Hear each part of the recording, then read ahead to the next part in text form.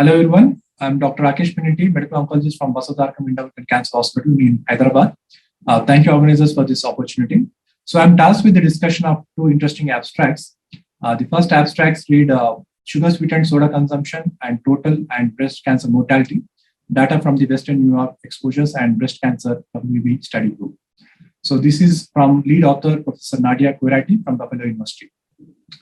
Coming to the background information, although dietary changes are potentially modifiable practices that can be implemented by patients with cancer, much is to be known regarding the relationship, if any, between the dietary factors and cancer mortality.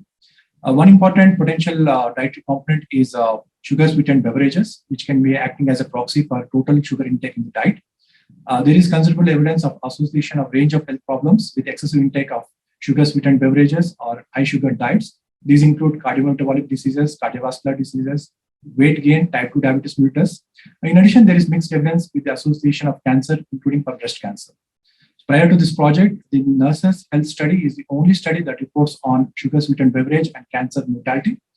In the NHS study, there was a trend towards increased breast cancer mortality associated with increased consumption of sugar-sweetened beverages.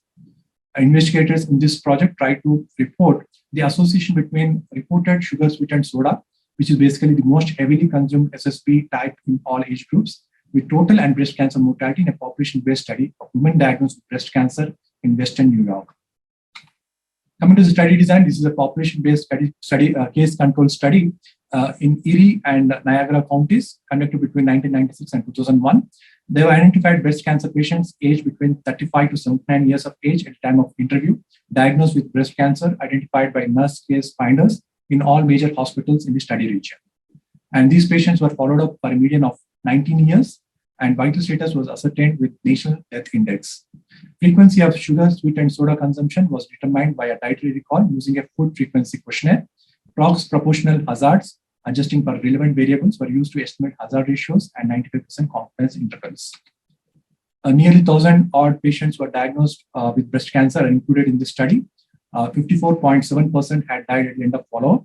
Compared to those women who have survived, those women who have died on average were older, more likely to be postmenopausal, smoked more, were at higher stage of diagnosis, higher BMI, consumed less fruits and vegetables, were less physically active, were less likely to be alcohol drinkers, and more likely to have cardiovascular diseases, high blood pressure, and high blood cholesterol.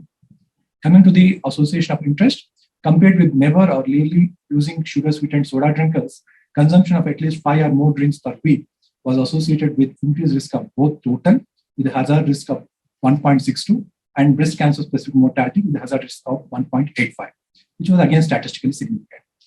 Tests for interaction were not significant for BMI, menopausal status, and ER status.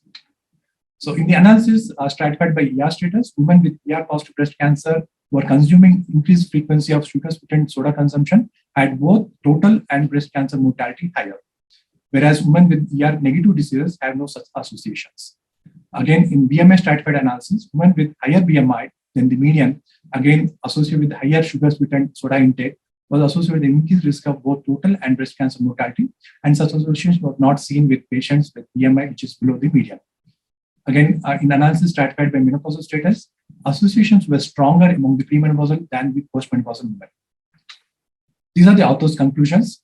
So with higher frequency of sugar-sweetened soda consumption, there was increased risk of total as well as breast cancer-specific mortality and among women with ER-positive disease, but no such association was seen in ER-negative disease.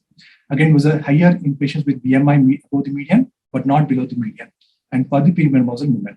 For postmenopausal women, there was an increasing risk of breast cancer mortality, but not total mortality. Coming to my second abstract, which is Cannabis survey study of breast cancer patients, use of cannabis before, during, and after treatment. So coming to the background information, patients undergoing breast cancer treatment may experience symptoms and side effects that can impair their quality of life. This can result in reduced treatment adherence and worsen the prognosis. In US, cancer is specified as a qualifying condition in nearly all of the counties with medical cannabis programs, and patients with cancer have an option in cannabis for symptom relief because of the reported ability to lessen pain, nausea, and anorexia from cancer or its treatments.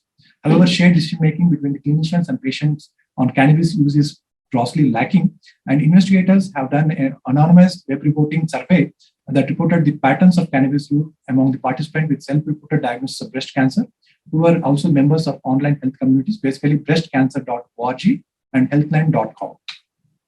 So coming to the study design, this is an anonymized online survey, which was done in United States among members of online communities, which is breastcancer.org and healthline.com communities with self-reported diagnosis of breast cancer within last 5 years and who are aged more than 18 years. It is a survey of participant questions, which was developed via literature review and discussion with oncologists, cannabis researchers, statisticians, and clinicians. It's basically try to focus on identifying the patterns of cannabis use through several questions using reasons for use, timing of use, and types of product of cannabis that are used and sources of cannabis. And participants were also asked about their information sources and their willingness to discuss with the healthcare providers. This was done between December 16, 2019 and January 19, 2020. So these are the results. Among around 4,000 odd patients who were screened or who are provided this survey, nearly 600 odd patients have consented for the participation. 42% of them have reported use of cannabis for relief of symptoms, which included majorly pain at 78%, insomnia, anxiety, stress, and nausea and vomiting. And nearly 50% of patients believe that medical cannabis could be used to treat cancer itself. And nearly 80% of patients have used it during the treatment, which included systemic therapies, radiation, surgery. And very few patients, nearly 40%, have discussed with their physicians. So authors' conclusions, most participants have used cannabis during the active cancer treatment, despite the potential for an adverse event during this vulnerable time. Furthermore, most participants believe that cannabis was safe and were actually unaware that product quality varied widely and depended upon the sources.